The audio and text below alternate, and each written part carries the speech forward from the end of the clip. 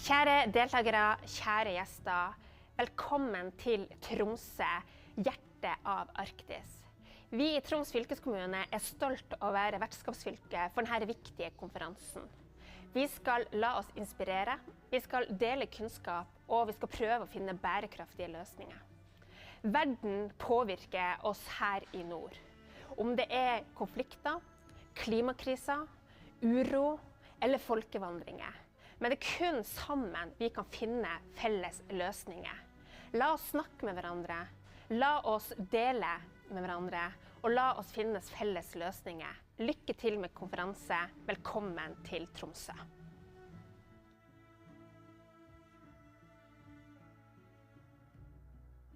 Welcome to the Arctic Frontiers Conference.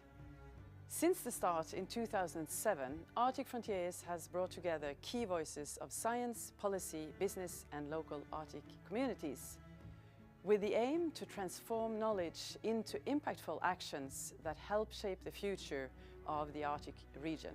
Today, more than ever, the importance of holistic discussions grounded in credible knowledge cannot be overstated.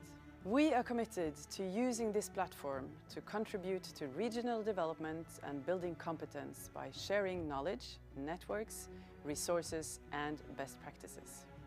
We are gathered in Tromsø in the spirit of collaboration, exploration and innovation to make a lasting impact of the sustainable development in the Arctic region. Thank you for joining us in this endeavor.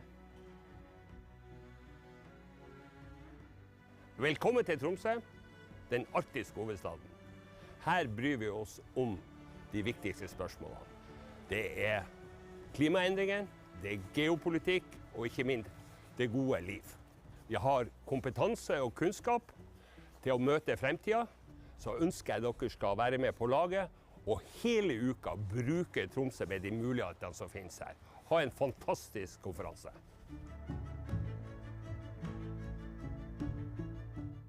Welcome to Sápmi. At Arctic Frontiers, we meet to discuss possibilities and challenges of the Arctic, and we do that with a warm heart gazing towards the future.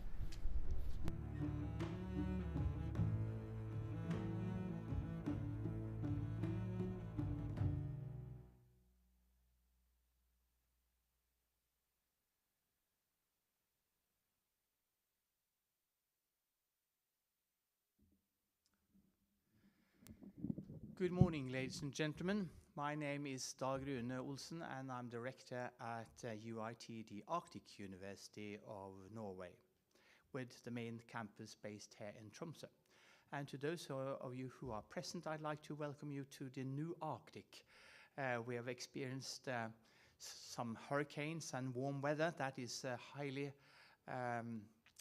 different from what we experience in every day in the Arctic, but perhaps it is also an indication what to come in the years to come.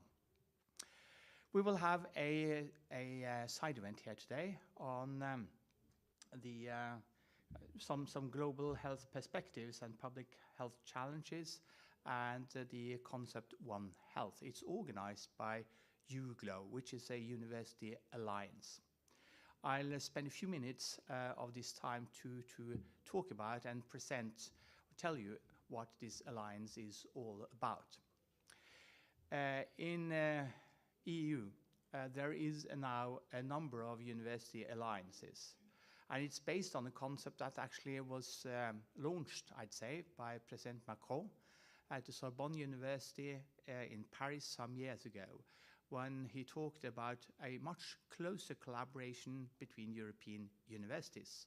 Not an ordinary university collaboration or network or a set of memorandum of understanding between universities, but a much more closely connected university alliance where there was free movement of students and staff, common use of infrastructure, etc., etc. Well, basically, the free movement or the ideas of what EU is all about, I'd say, within a academic framework or concept. UGLO is one of these alliances that has been evaluated and funded by EU and constitute a number of universities throughout Europe, east, west, north, south, and guess what? This university is the northern one amongst the UGLO members or the UGLO family. Obviously, since we are the northernmost university on this globe. The topic of this alliance is global health. And that might be a bit odd seen from an Arctic perspective, but it's not really, because we do know that some of the grand societal challenges that we face is also core to what we need to adapt to, what we have to deal with in the high north and then in the Arctic. Also, it has to be said that at our university, health and global health is a big part of what we actually do, but of course within Arctic context. I think it's also an idea, or the idea with these university alliances, that they should broaden out. And that means that our collaboration between universities is definitely not limited to global health as such. Even though that might be considered a rather broad theme in itself. It is about a closer collaboration between all the other faculties, departments, disciplines, also at our universities, to sort of fulfill not the commitments, but the expectations to what President Macron then launched. And there are some EU mechanisms to see to it that this will happen, speaking about funding. There has been 2 phases of this university alliance, and we are part of an extension of the alliance, and that means that we are now a good chunk of universities that represent a big part of Europe, and that is also a strength for our alliance, I'd say. So, to the topic, a global health perspective and a public health challenge. And we are talking about One Health in Europe and in the Arctic. So what is One Health? Well, obviously, if we go back to what I said about the global challenges related to health, then we're talking about human health. And in an Arctic perspective, that is, of course, as relevant as in other parts of the globe. And in particular for us, I'd like to highlight, for example, the indigenous peoples' health, which is a particular issue that we deal with and have to deal with. We do know that talking about health, prevention, but also actions to be taken, is heavily dependent on a cultural understanding of societies, cultures, peoples. Societies and nations with more than one people, a variety of peoples with different cultures, need to address this. So in order to discuss, but also to pave the way for actions taken in the health area, understanding culture is definitely of an issue. And for us, it is the Sami people, the Sami population, as we are part of Sápmi, the land of the Sami people. But of course, indigenous peoples resides in every part of the world, and that means that what we deal with here has relevance for other parts of the world, and what happens in other parts of the world also is of relevance here in the high north, in the Arctic. A particular challenge might be how do we structure healthcare systems in areas where we have where we are scarcely populated. Composing, setting up, structuring healthcare services is a bit of a challenge, where also technology perhaps play an even more important role than in not so scarcely populated areas. Knowing that we have to deal with more or less the same health issues. Yes, there are pandemics that we need to deal with. Do we deal with them differently in an Arctic setting? Not necessarily so. But of course, in a scarcely populated setting, that is definitely so. when we talk about human health, of course, that is vital to every society, obviously, but also to developing the High North. We appreciate every strategy that also realize that we are not only taking care of the ecosystems up north and tackle the global climate change and the ecosystem consequences that that comes with the climate change here up north, but also realizing that there should be sustainable societies, there should be good livelihoods in the Arctic, in the north. That's why we also have to address the global health or the health issues in this context. But we also know that One Health is more than human health.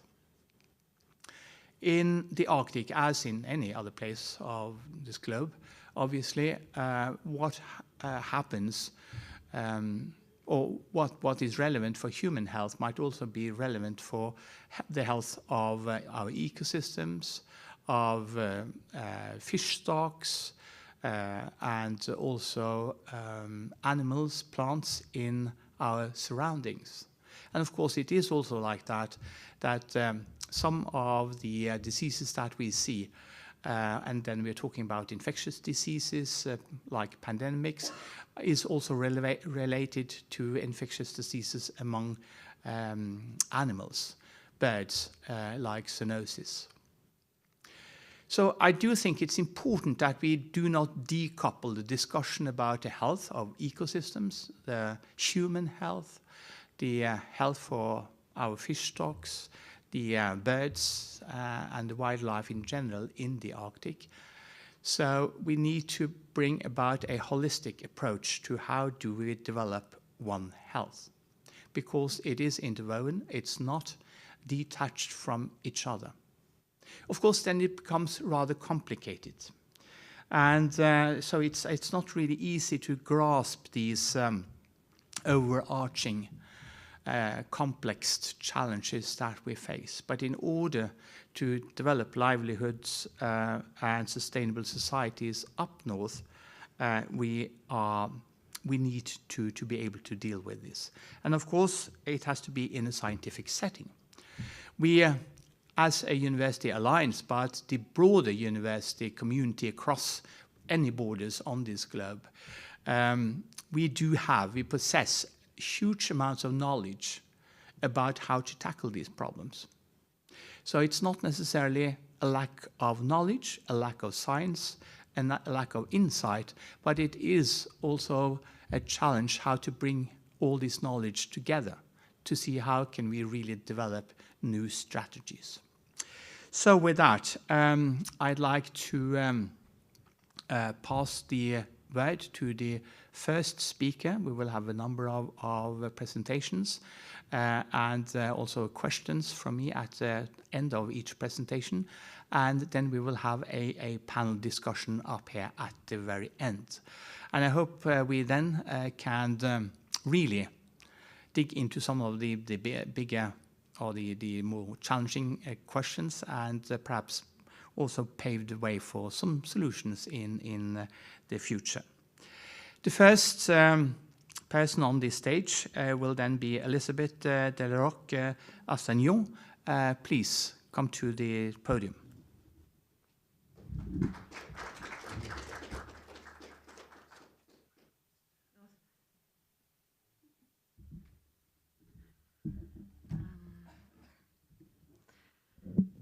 Good morning, everyone. So I'm going to try to introduce some public health challenges around climate change and how we can try to respond to these challenges. Okay.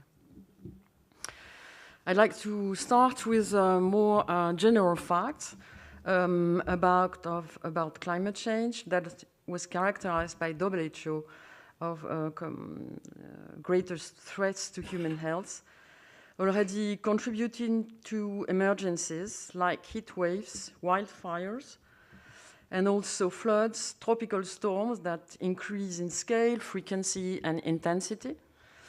And it is said that already 3.6 billion people live in areas highly susceptible to climate change. Areas with weak health infrastructure will be the least capable to cope without assistance. So just a very simple resume of what are these health outcomes up to now.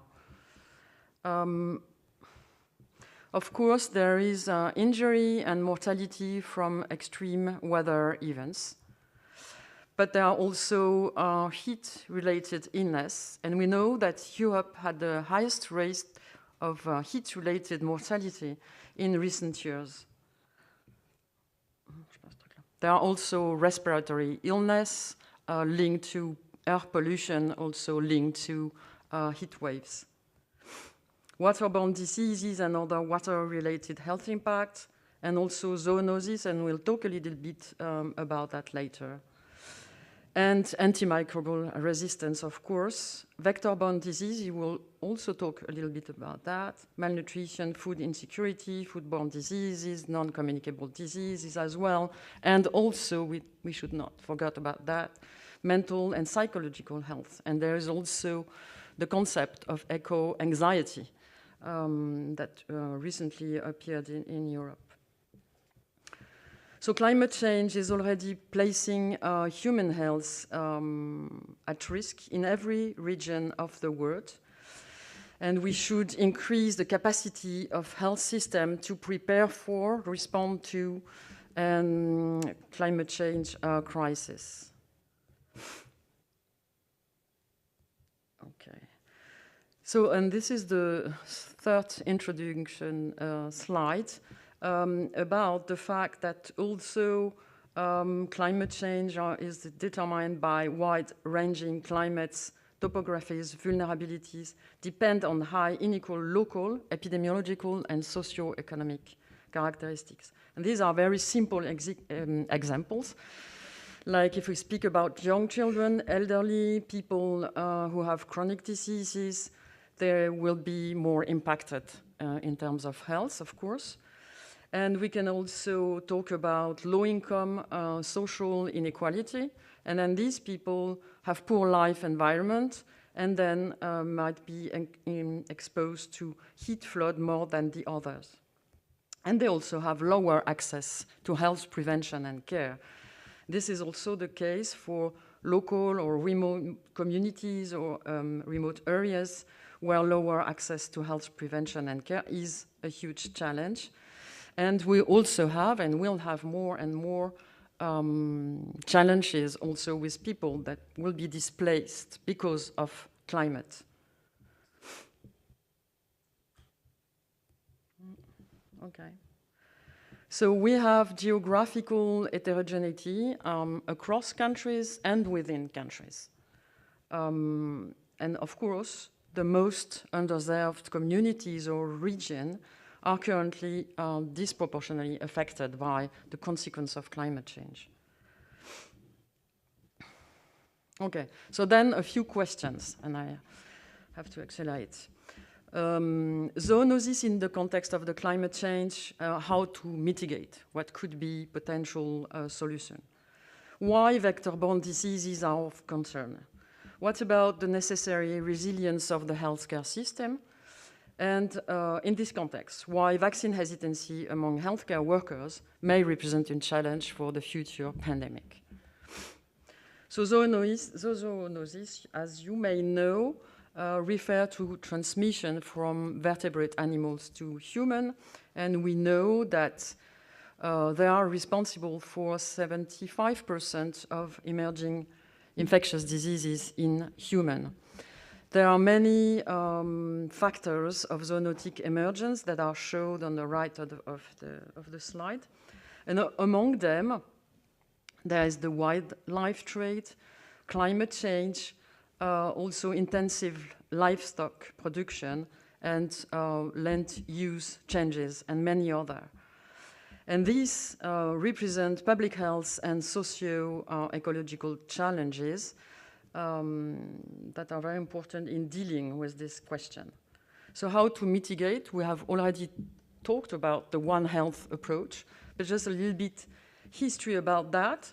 In the 2000s, it was there were findings, or people said that health, humans, environmental, and animals, they were interacted in many ways. But all these sectors, the health for human, animal, and environmental, they worked in silos. So that's the reason why there was the concept that emerged that said, okay, we need an integrated, systemic, and unified approach to human, animal, and environmental health at local, national, and global level. So there was the agreement between WHO, WHO Animals, and FAO to promote interdisciplinarity. So that was one of the answer. And you can see on the figure on the right that the human is not placed at the center of the scheme. The human is only placed at the same level as animal and plants. And so we have the environment that is at the center of the story of One Health approach. So what could be the possibilities to tackle? I mean, it's just a few things about that. We should increase ecological knowledge, that is, and biological knowledge about environment, vectors, animals, and also social question, and also climate, and so that we could build model to inform on zoonotic hazards and focus on certain zone to increase the surveillance to detect emergence. And from a European perspective, there are programs about that, one about early detection of emergencies in Europe, but there is also the EU Gloria program, which we can tell a little bit about if you want later, because otherwise it will be too long. But it was about developing a common research agenda and innovation, and was focusing on the health crisis. I'm sorry, I'm going to remove the mask because I'm feeling very... so just an interruption. And also it was about sharing infrastructure and resources. And of course also promoting academia on this subject. So now I think I have to think about why vector-borne diseases. I'm sorry, I'm a little bit feverish. Increasing of so why vector-borne diseases? I'm sorry. It's just because now the condition for some mosquitoes is more and more favorable for their development. And the example is the mosquito Aedes albopictus, which is the vector, for example, for the dengue fever or chikungunya or Zika virus. You may have heard about that. And there is a very nice map, and you can see that it was cut below the Arctic. And it's about the density of the mosquitoes Aedes albopictus. And it was a model that was done on data a few years ago. And the greener, the higher the density of the mosquitoes. And you can see that the southern Europe, for example, and also France, was countries where this Aedes albopictus was very dense. And then we also have our, little map of France, where that was in 2020, where these mosquitoes were already present in the whole territory, and now it's the case in 2023. And these also have societal challenges, and you can see an article from Le Monde Journal where people are worrying about these invasive mosquitoes and the pathologies that go with. And we already had cases last year, well, the year before, in 2022 in the south of France. And now, where is this picture taken? It's Paris. And it's Paris this summer where they had to fight against these mosquitoes in the streets of certain places in Paris. And we also have cases in Paris of, and this was dengue fever, transmitted on the mainland territory. So then I will go very rapidly on the resilience and said that we need a healthcare system that are resilient. That is, that they have, it's the ability for our system to prepare, to absorb, and to recover from major shock. And it's not only about shock like pandemic, it's also other type of shocks like disaster, but it's also more also on chronic shocks, I would say, like, for example, antimicrobial resistance, but there are other issues as well. The thing is that our system have to recognize that this big shock will happen, and we have to adapt ourselves. And for the pandemic, we know that we had health systems that were weak and that posed many problems to respond to the pandemic shock. So our system, they have to prepare better for shocks. So that's lessons for the pandemic. And one of the key elements of the health system resilience is the workforce, the health workforce. And this is a figure from the OECD, where you have workforce according to countries. And you will see that Norway is the best. But this does not capture potential heterogeneity within a given country. This is for the whole country. And though all the European countries, the pandemic was very different level of workforce capacities, like we just seen, but there were also disparities within countries that we discovered. The workforce capacity is very important in terms of treating patients, of course, but also for their participation in vaccination campaigns. So that leads us to the vaccine hesitancy, where I will answer your question if you want later. But it's listed as one of the 10 threats to global health by WHO. And the definition, I would say, is about the motivation of being vaccinated, about or opposed to getting vaccinated. And it's really a continuum between refusal and acceptance, and it's also dependent of the time. I mean, when we talk about vaccine hesitancy, for example, at the beginning of the COVID-19 vaccination campaign, globally, the general population was not very did not accept very likely the COVID-19 vaccine, but then after it changed. And for our health students in France, at the beginning of the campaign, 45 of them were vaccine hesitant, 45% of them were vaccine hesitant, which was a problem. And there were differences between training courses, like medical students were less hesitant than nurses or health nurses, and in between we had the midwives. And the reasons given, and that's important, by healthcare students was about vaccine safety, of course, but also about lack of knowledge about vaccination, which led us to build a small UGLO project with Lund University and Szeged University on this topic to increase our knowledge about vaccine hesitancy in healthcare students and try to find out what could be a response in terms of education. What should we do to increase their vaccine acceptance? So there were many ideas, like leveraging digital literacy. This is about when they're going into the internet, they have to detect what is this misinformation. And this is not very easy, even for healthcare students.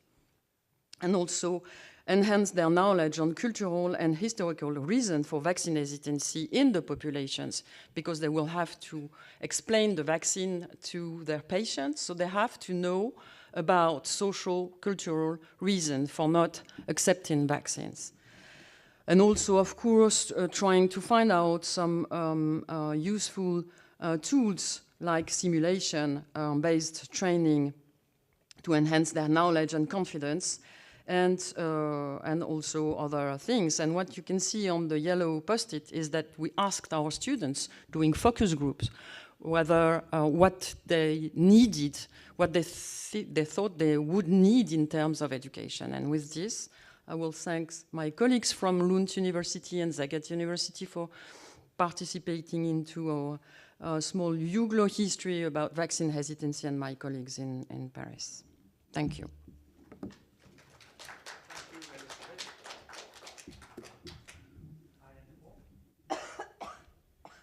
Thank you, Elizabeth, for that very nice and comprehensive presentation.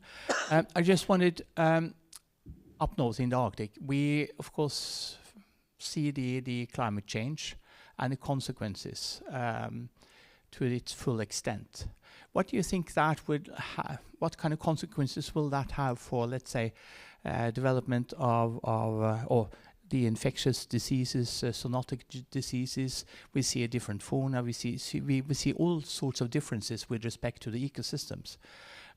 How do you think that in the future will impact the health situation? You mean for the Arctic? For the Arctic, yes. Yeah, well, that's a very difficult question for me because I don't know the ecosystem. But what I can say is that, I mean, I don't know about wildlife exactly in Arctic, and also all the condition for having human exposed to wildlife. I don't know if it's something that is frequent or increasing due to land changes.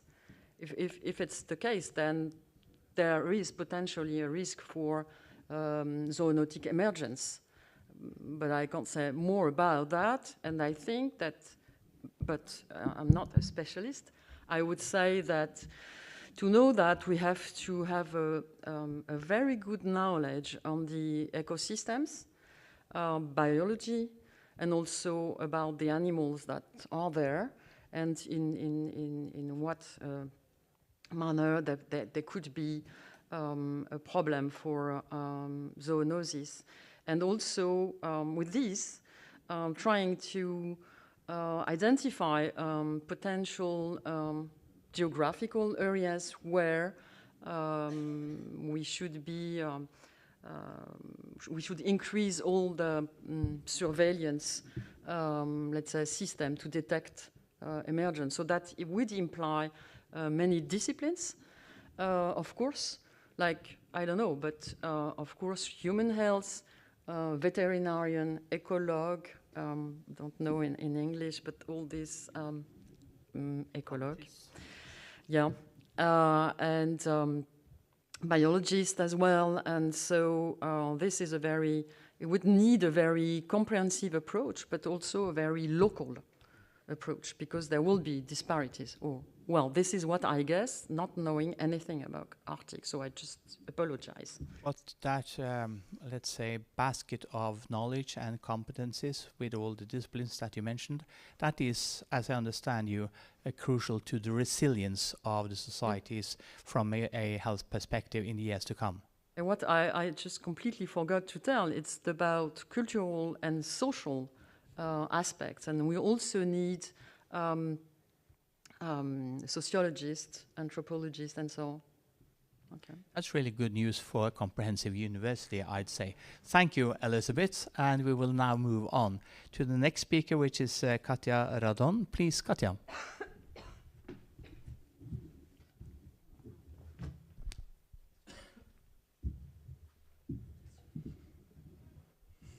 Thank you. So, being in the Arctic, I would like to invite you to another region of the world where I have more experience with, which is the Antarctic, the south of Chile and Argentina, Patagonia. And to me, it was funny to put next to each other these maps where you see, well, there are similarities if you just look at the land. And what you also see is the range. It's the same scale on both pictures that the Antarctic Chile is really huge and large. So why, and here I would like to present a case study, so to say, workers' health in small-scale fisheries in the south of Chile. And this work was mainly done by a colleague of mine living now and being professor in the very south of Chile, in Coyhaique. And I got to know her, I got to know Astrid in 2009 in one course we had in Lima, Peru on occupational safety and health. And it was Astrid's first travel to a foreign country, being a nurse in the south of Chile. So it was her first international course attending. And she became so interested in research, it was about research in occupational safety and health, that she started a master's program with us, where she won a scholarship and did her research, her first research in the master program on the small-scale fisheries, and then had very interesting results, of which I have now the pleasure to present some, and continue to work on that, gaining another scholarship to do her PhD in one of our sandwich programs with this topic, and now being a professor in the south of Chile. So also this as an example of university collaboration, of international collaboration, and how this can bring us forward in research, but also in training. So here's some pictures of the small-scale fishery in the south of Chile. You see the boats going out, and on these boats there are the divers. The divers go down into the water with the so-called hookah technique, which is a tube connected to the oxygen on the boat, and then they go down. And by law, they couldn't go down deeper than 20 meters, but by now they can't find enough seafood there, so they need to go deeper. You can imagine that we have a high rate of accidents here in these waters. The waters are cold. You remember, it's a similar climate as it is here. And many days they can't go out to the sea. So you can imagine that on the days they can go out, they try to get more seafood there, and then sometimes don't take the time to go up slowly in the rhythm they should as divers. You can also imagine that the employment conditions they face are informal, and that they have lack of access to social welfare systems, and not even have basic occupational safety and health, which is the BOSH concept. So,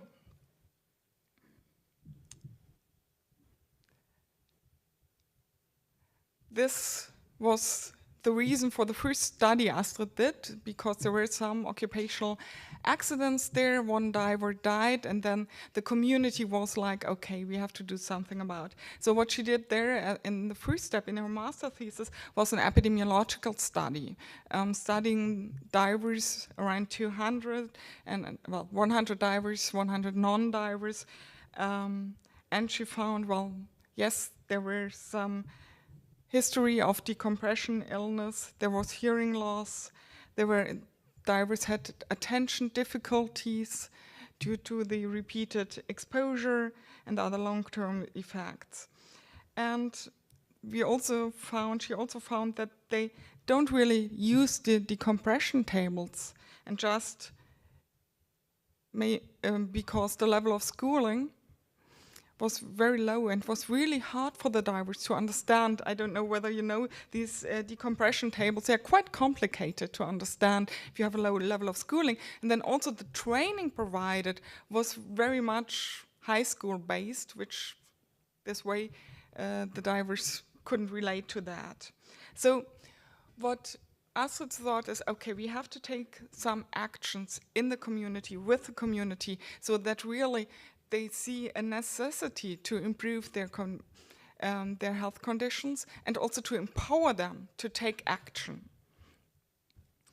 And what she also found out is the workplace and the community, they are really, really related. This goes together.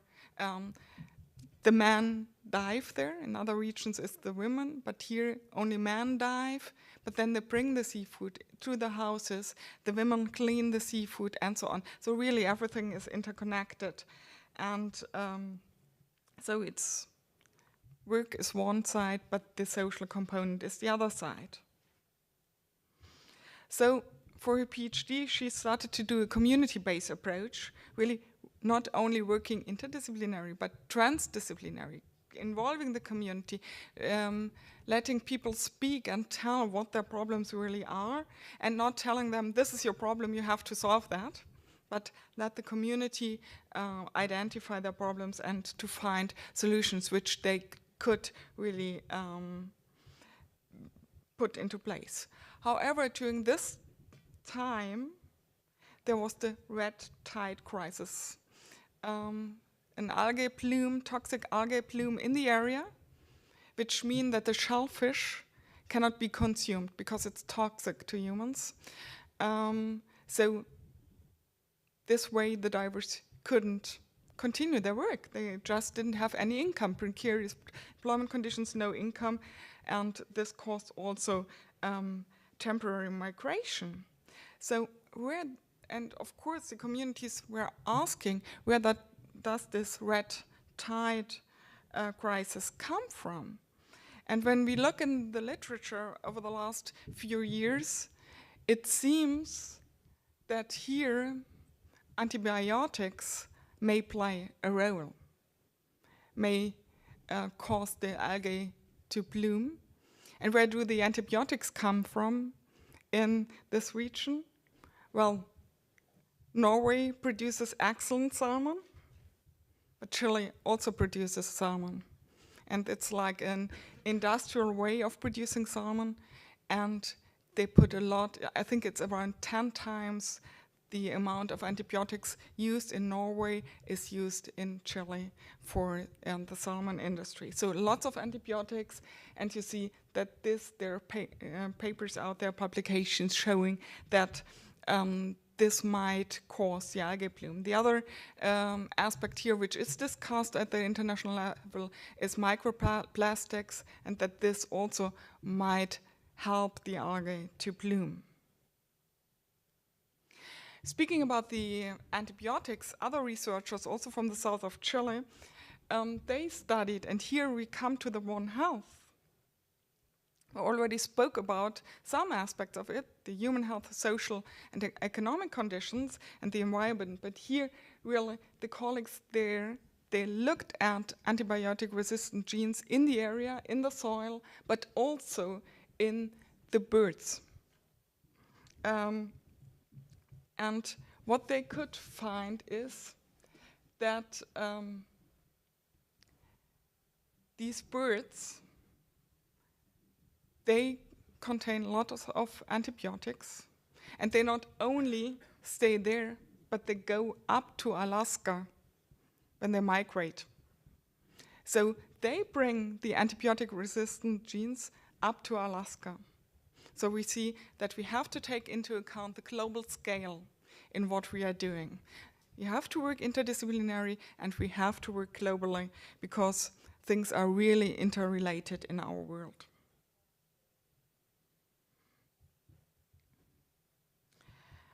So what did this harmful algae bloom crisis mean to the community? Well, many of the workers left the community. They worked in the salmon industry, they worked in seafood processing plants. They were separated from their families. The families didn't know when they would come back. And well, also you were talking about mental health. Of course, depression also arose in the community. and also to those who remained in the village. They had a decrease in income, they were unemployed, and occupational safety was not taken into account at all anymore. So we see here how environmental situation, which is affecting marine species and families, are really interrelated, calling for the One Health approach we are talking this morning in this session about. So in conclusion, workers' health and small-scale fisheries is an example of the links between human, environmental, and animal health. So it's One Health. And it calls for interdisciplinary and international collaboration for public policies and regulations, actions, education, and research. And I'm very happy that UGLO is moving forward in this direction. So I think together we can reach a lot. Thanks a lot for your attention.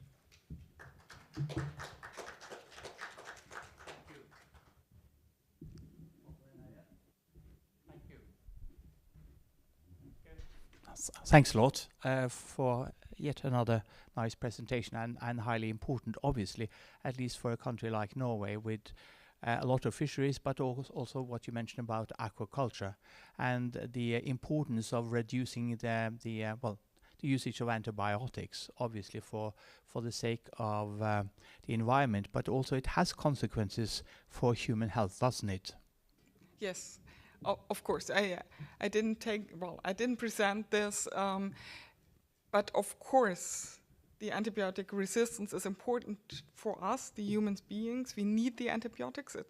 It saved many lives, and if the antibiotics get resistant, then it will be hard to treat ourselves. And we know that antibiotics are more used in animal environment than in human beings. So here is a rich potential also to save us from future problems when we also look at the animal health. Thank you. I'm sure we'll come back to the antibiotic resistance during the panel discussion. Thank you again, Katja. And now the next one on the podium is Arja Rautio. Please, Arja.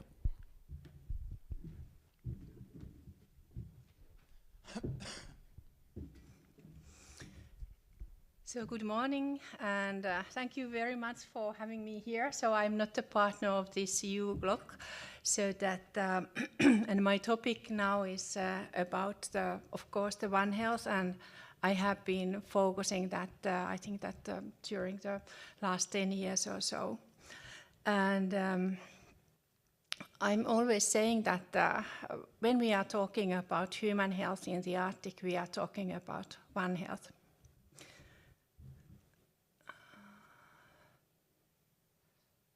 I can go to next to just green one. Oh, it was too obvious.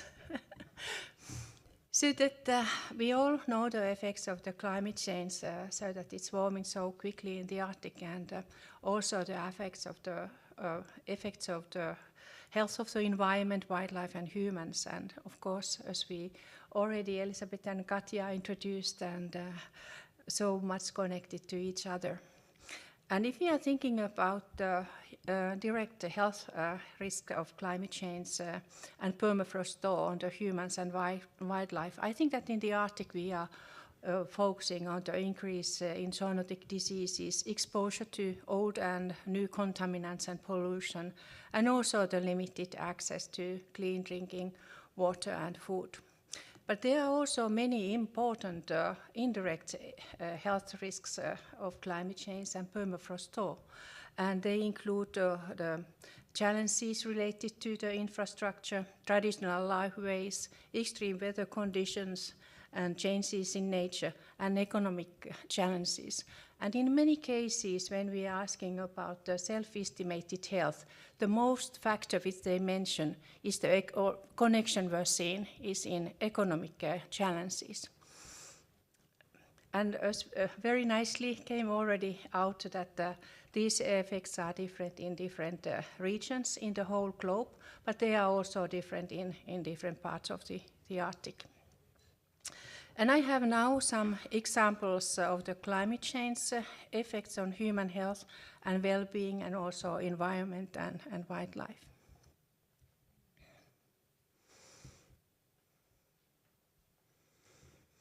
So that first I will introduce a very nice project of the Nordic Center of Excellence project, CLINF.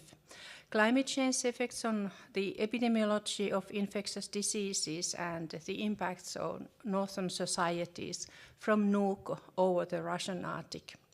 It was a 5-year project, and the researchers found very nicely so that the incidence or the amount of various infectious diseases, many of those which are zoonotic ones, were dependent on the climate variables like temperature and precipitation. And I think that the important issue is so that not only the mean temperature, but it's a temperature in springtime or summertime, and the same is the precipitation, so that we need to very carefully look what kind of things they are happening in the regional areas. What are these associations?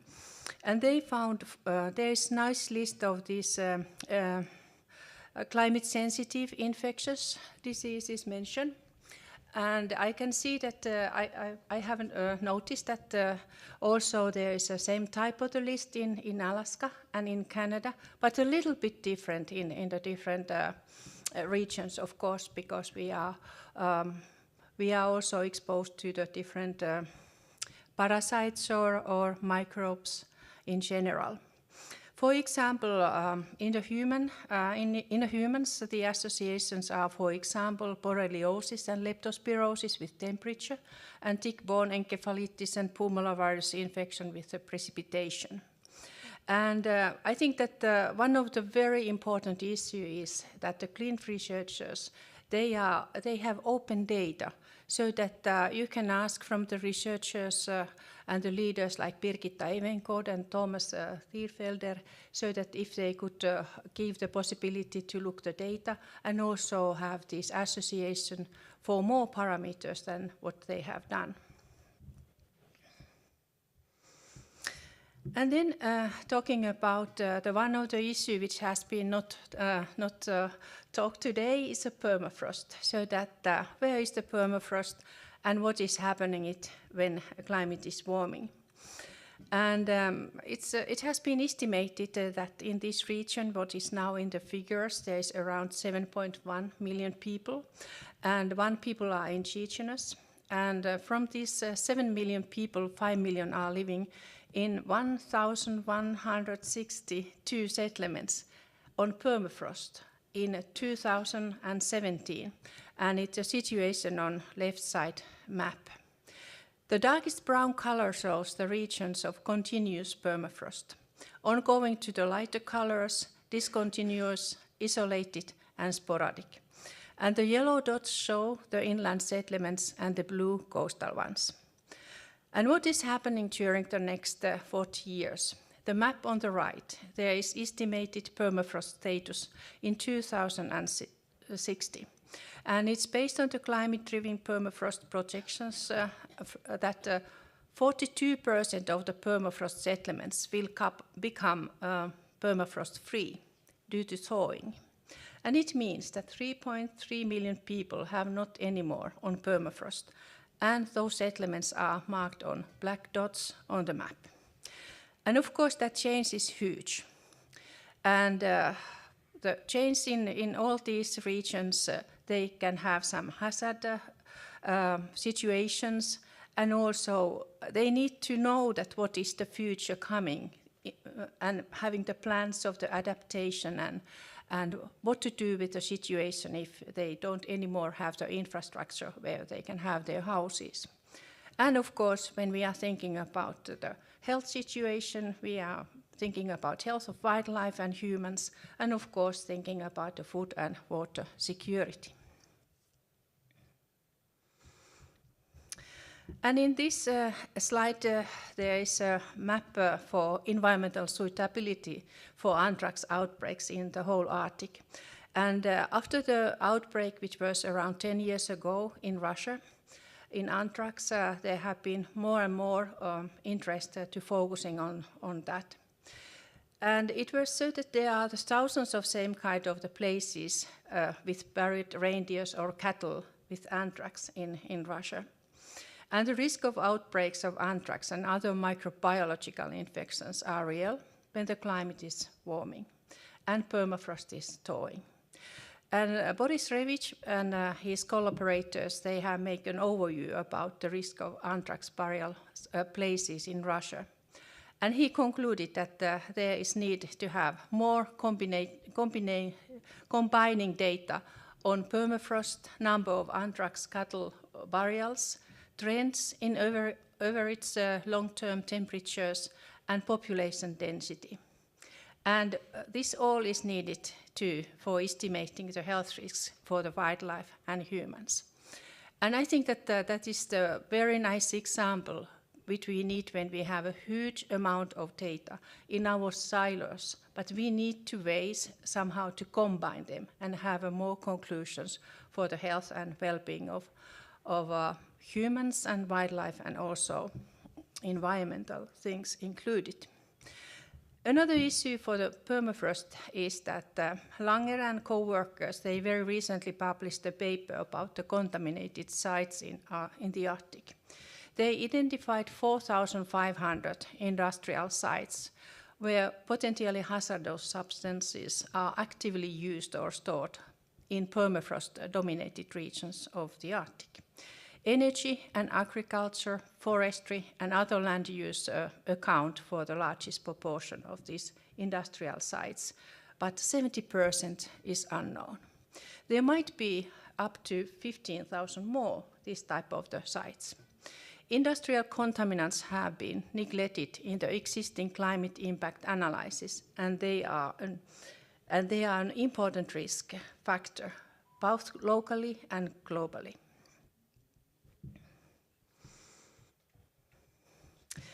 And this slide is something about challenges for the clean drinking water and food. And on the left, there is some information from Ilulissat in Greenland. The drinking water is taken from the ice-rich permafrost. But when it melts during the next 2 or 3 decades, there will be unfrozen saline permafrost, and there might be challenges to have drinking water. And of course, that is a very important information to the local decision-making and local people, how to prepare for this change.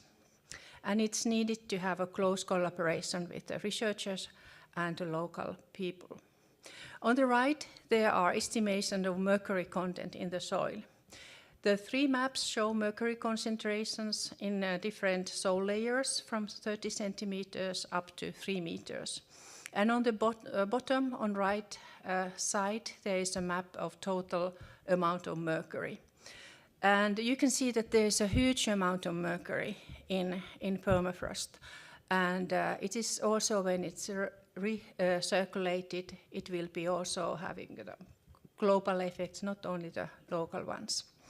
And I think that all these, my examples, they show that how important is the collaboration between the researchers, decision makers, politicians, but also the local people, and have included their traditional knowledge and the issues which they are worried to be included in the research.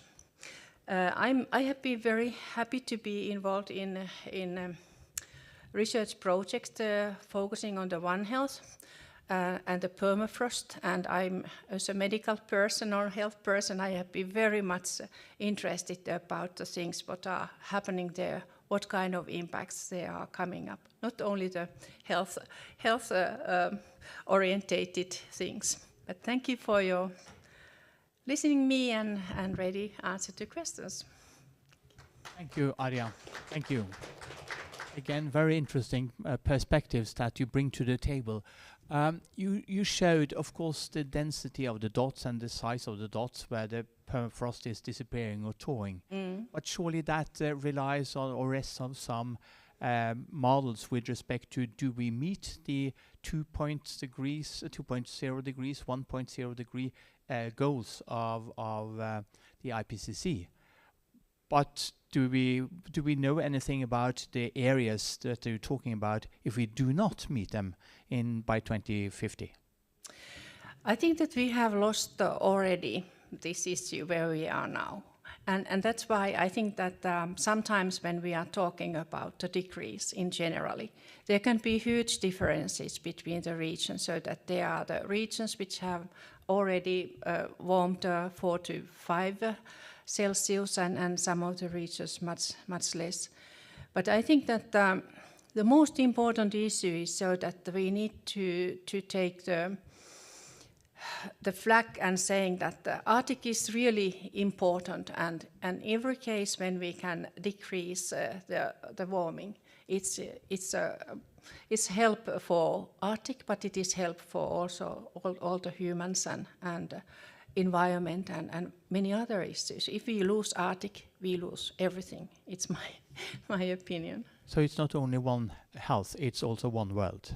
It is one world, and I think that now, all these presentations today, I think that we have the same thing, but they are only the different locations, and I think that different things are coming up in different places, but I think that we are joined.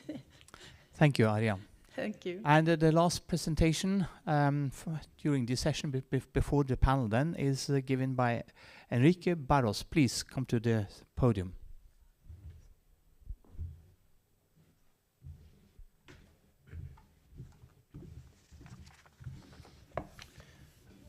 Good morning. Thank you very much for the invitation and the opportunity to be here to speak about such a central topic. I knew I was going to be the last one, so I skip slides and just try to make a sort of reflections.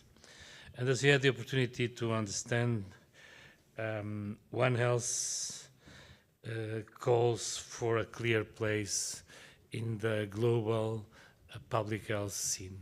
That's my first statement, if you allow me.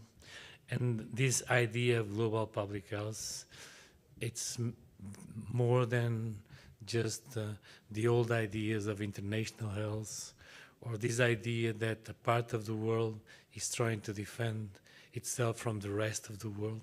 But as it was said a few moments ago, there's only one world. So this whole idea is to do a sort of a planetary approach to things.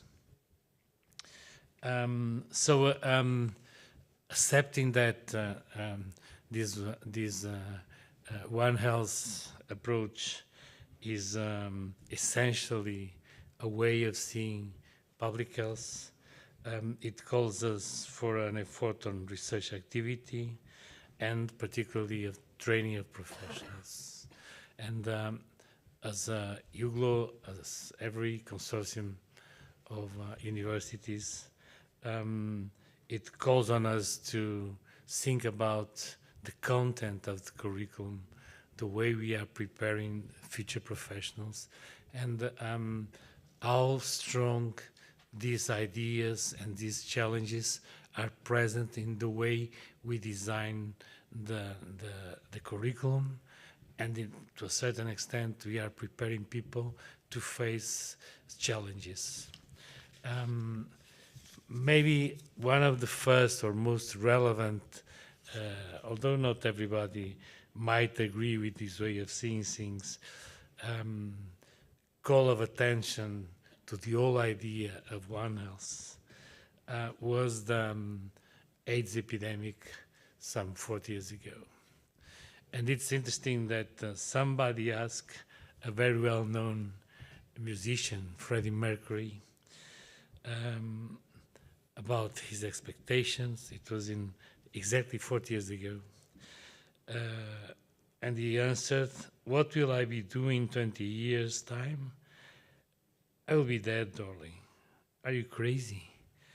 And in fact, he was in November 1991, he died of AIDS. One thing that would not happen now. So it means that there's a hope for finding solutions to the problems we are facing. And the major, if you allow me, the major challenge is to predict, is not to wait for the problems, but try to change the situation that will end in a certain condition, so that we don't need to run after vaccines or medications or whatever solutions. The other thing that it seems to me quite obvious from what we heard is that One Health, and there's a danger in that, cannot be seen solely as a reductionist strategy to prevent emerging or re-emerging infections. It's much, much more than that.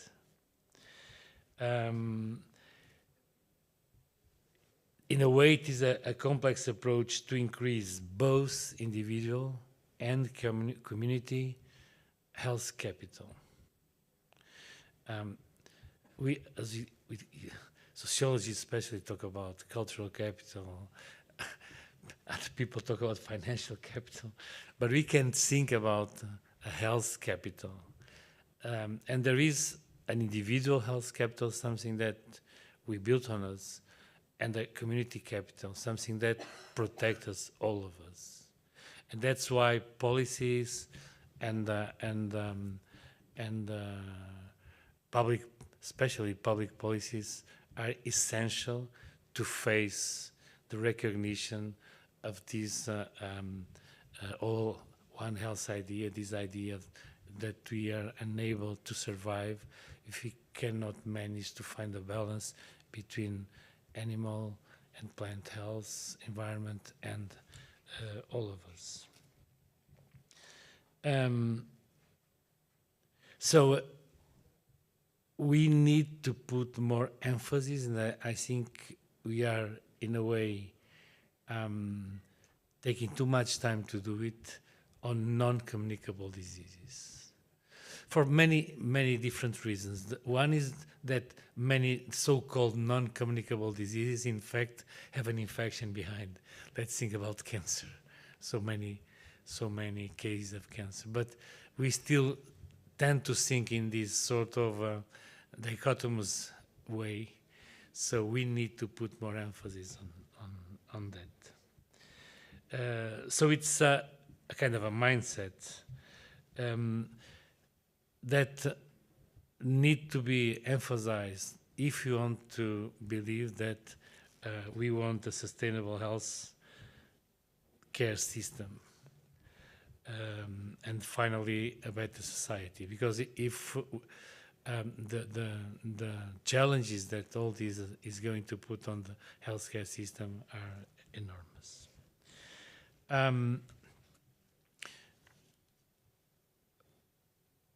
We already heard about the relevance of preparing the healthcare professionals to respond to emergencies like we saw during the COVID pandemic. But I would go a little bit before that, let's say, namely thinking about what we know about social determinants of health, and imagine if we cannot, since now, organize the way we run our healthcare system, trying at least to decrease the carbon footprint. Can we change the management?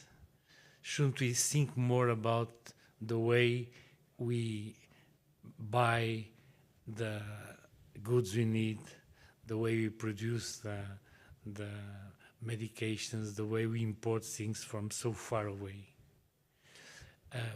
And all these small things might be really relevant in the end if you think about the fact that the so-called health industry represents such a large proportion of the product in both in rich and low and middle income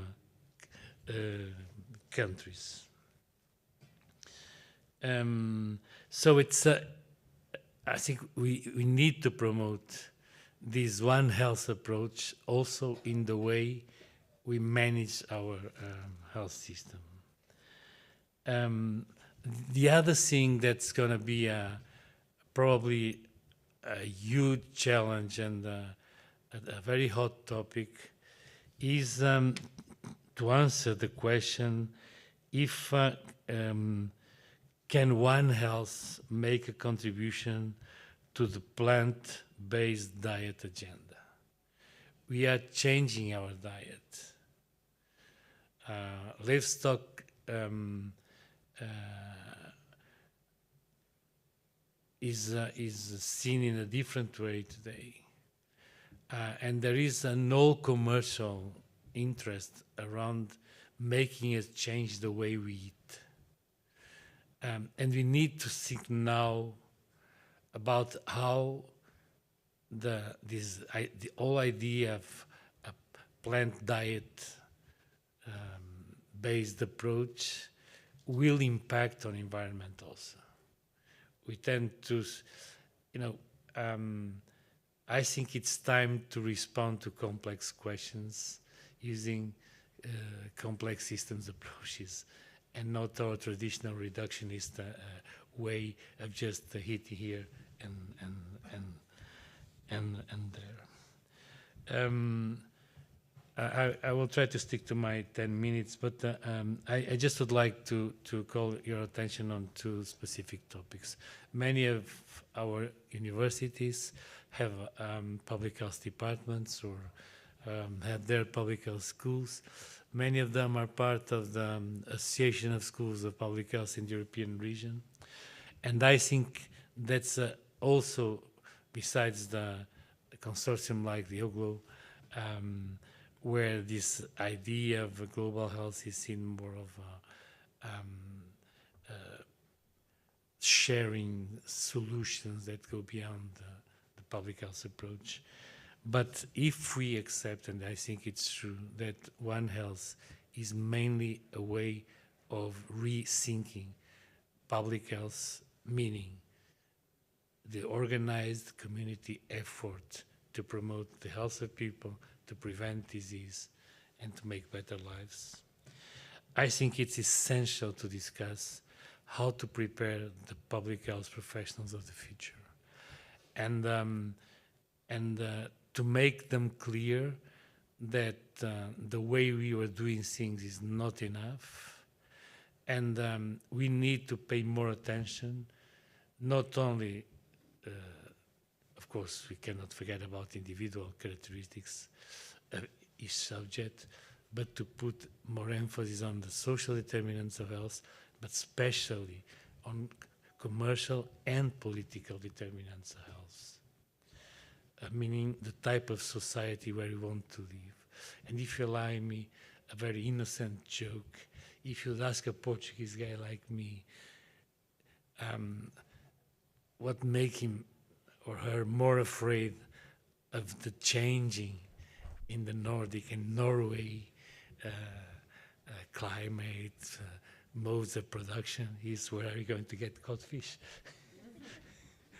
So there are simple ways, but that's what I want to say. There are very simple ways of remembering people the relevance of all of these. And finally, my last topic, if you allow me, it's looking at One Health as an example of a syndemic approach to health and disease. This definition of a synergistic interplay of multiple psychosocial conditions that result in an excessive burden of disease, and especially affecting the most vulnerable populations. And that's very interesting that Elizabeth talked about the idea of this kind of new concern with so-called eco-anxiety, which is really true. We are doing in Portugal, we are finishing a survey on eco-anxiety comparing Portuguese adolescents of a birth cohort, Spanish and Brazilian people, and it's one of their main concerns, and that's the most close topic to changes, metric changes in their mental health issues. So in the end, looking at all this, taking a One Health approach is the guarantee of having this more holistic approach to health and trying to overcome barriers between the old physical and mental aspects of health and having a real One Health in that sense also. Thank you very much. Thank you for a very interesting talk. I have a question, but I'll save that. I hold my question till you are well positioned in a chair up here. So if we can have 5 chairs and remove the table here, I'd like to invite all the involved panelists to the podium again for 15 minutes or so discussion.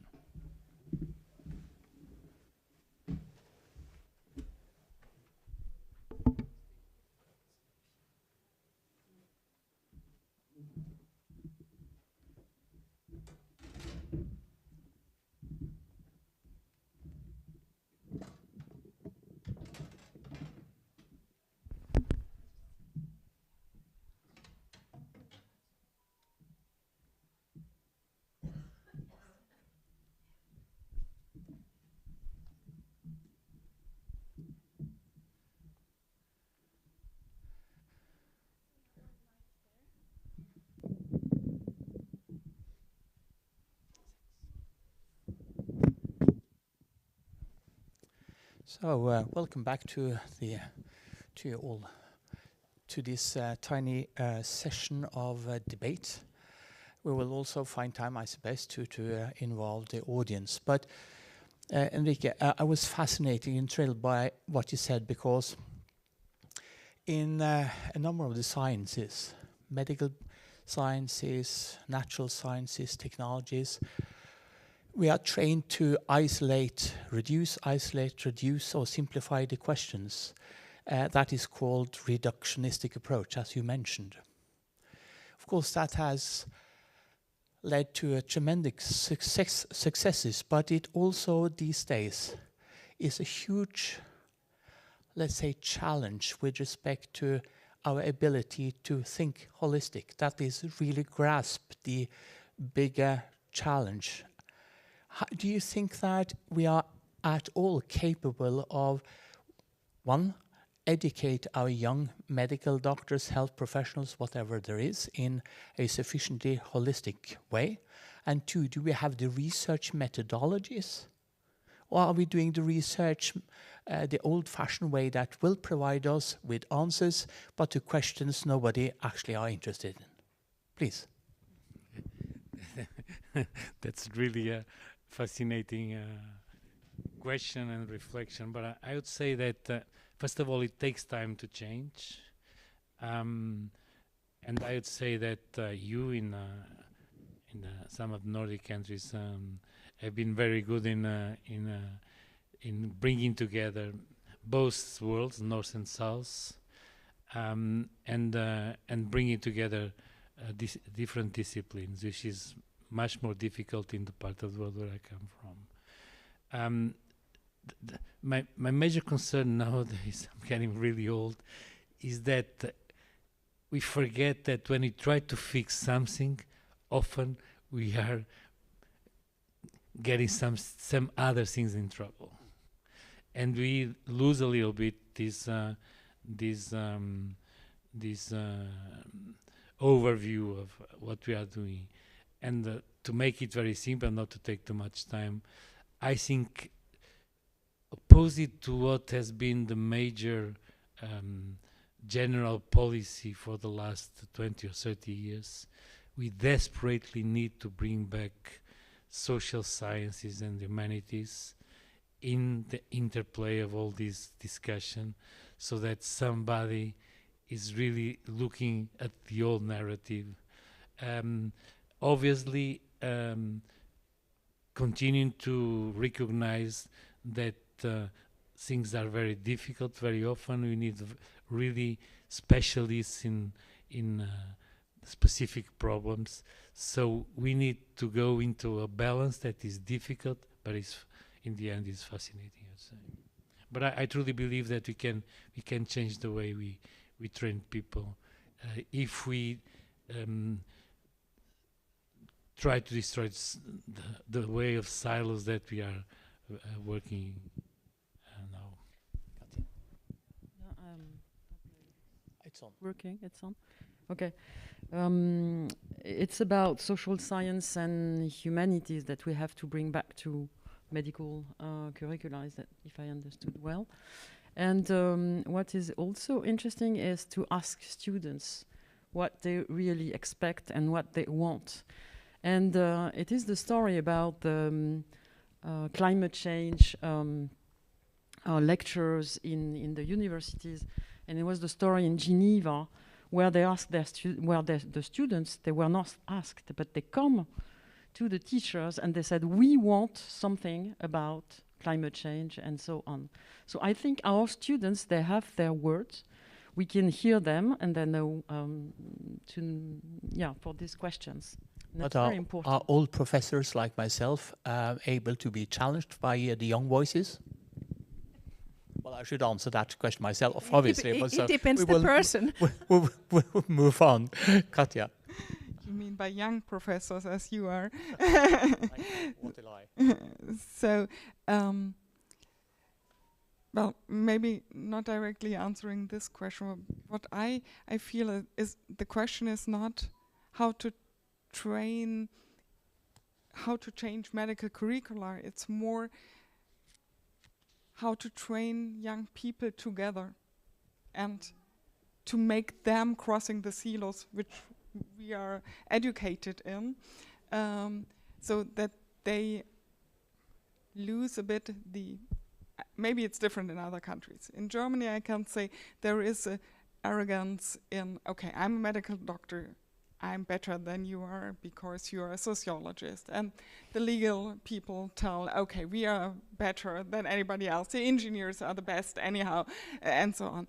But when young people start in courses together, I believe that they learn from each other and also learn to respect the other. And this way might also lead to a mixing of methods, of research methods, because it's coming from the different fields.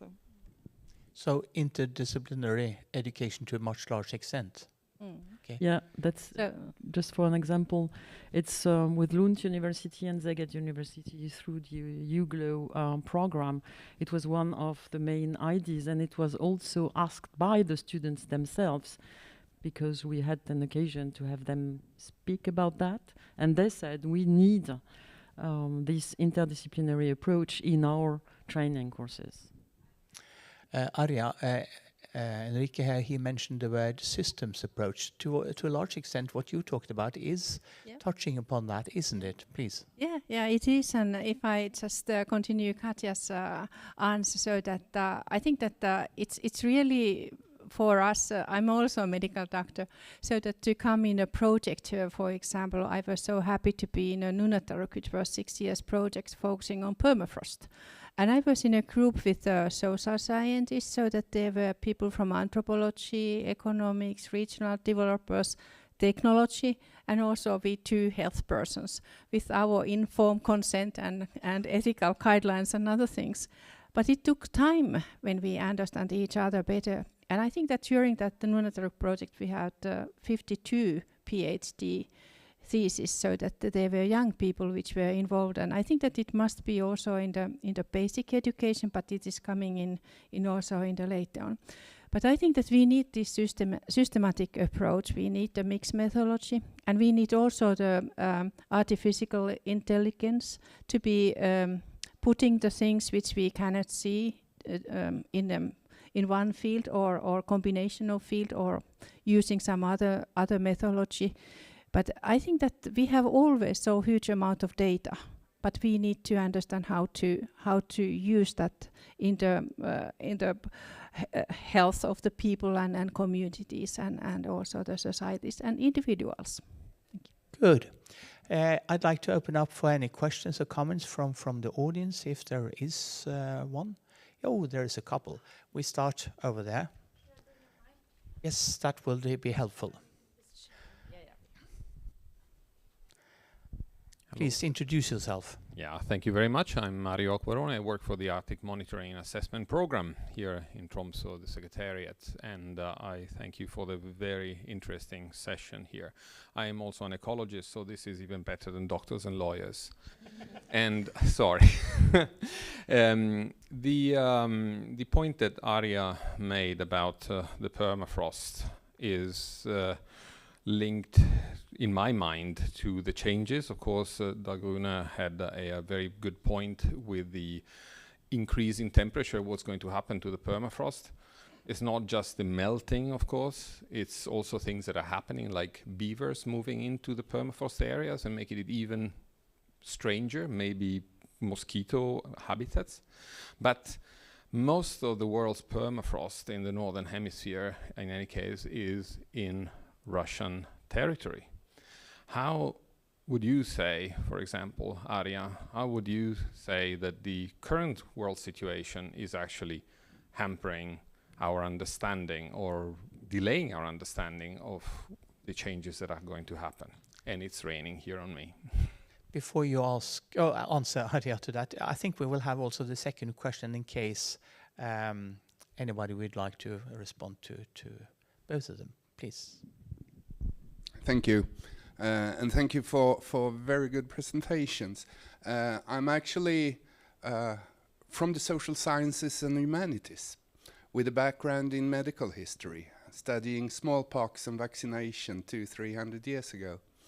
And I must say, in that perspective, I was surprised how we were taken by surprise when the COVID pandemic appeared.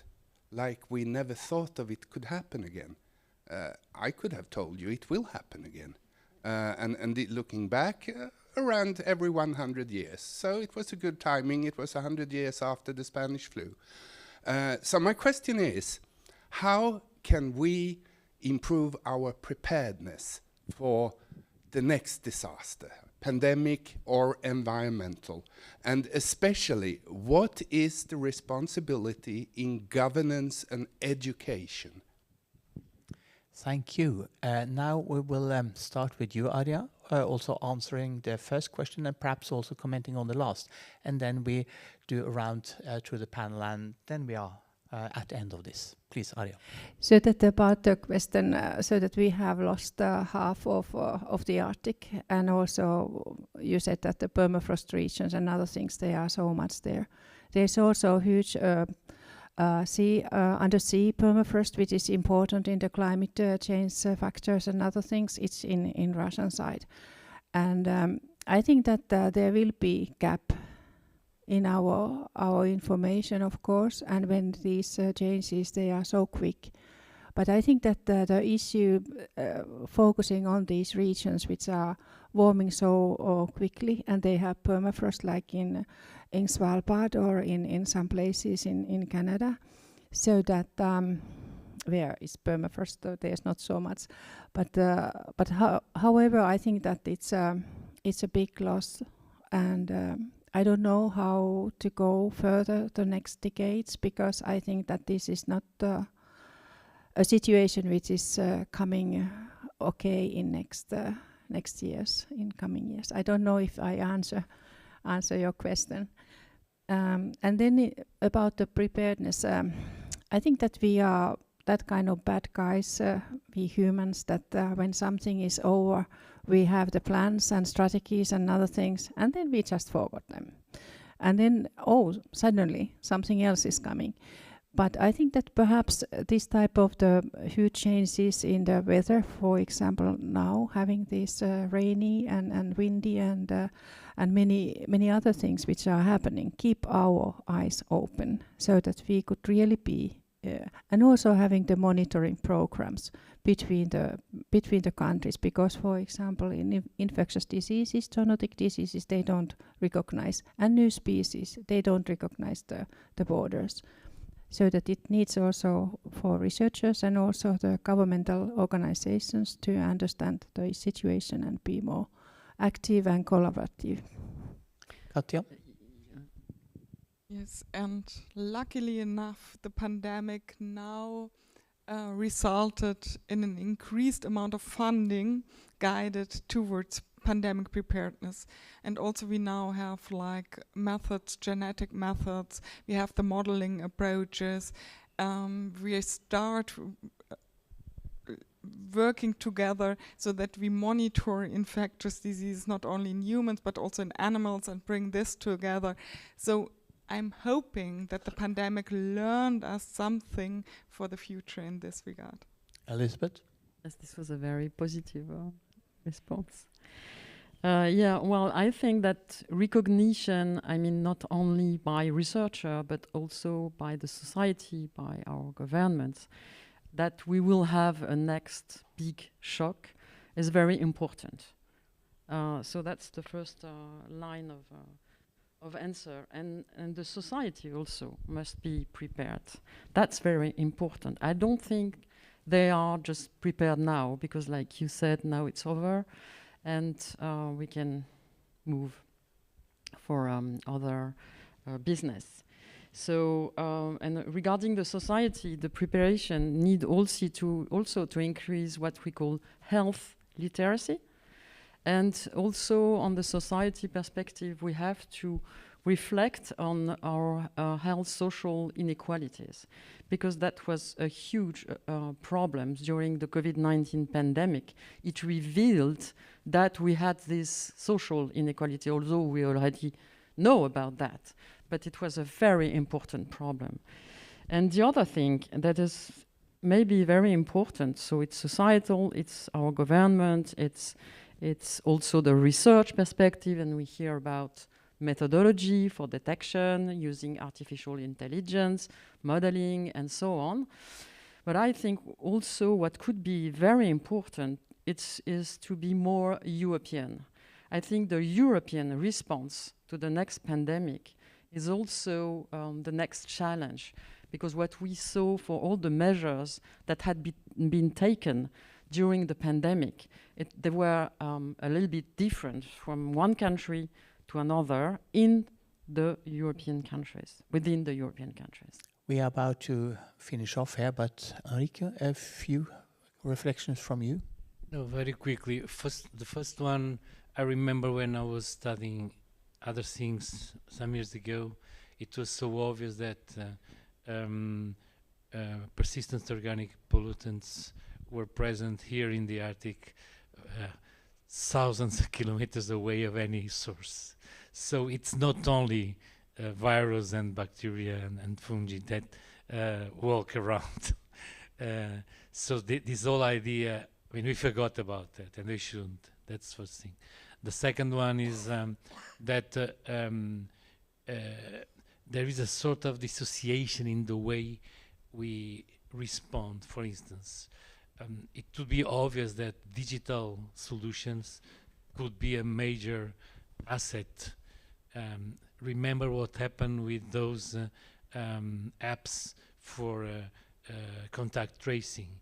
Nobody wanted them. Everybody felt kind of followed by a big brother or something. And the same people that are giving their data every day, any moment, anywhere to no one that they really know. So again, social sciences are essential.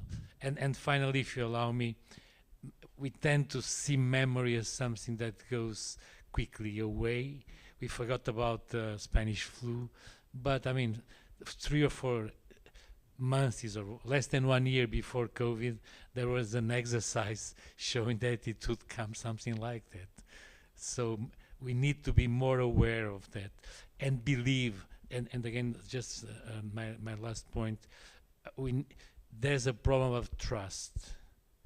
If we don't trust, if we look at science as any other thing that can be true or wrong, we can say whatever we want, it will make things very difficult to face new challenges. Thank you.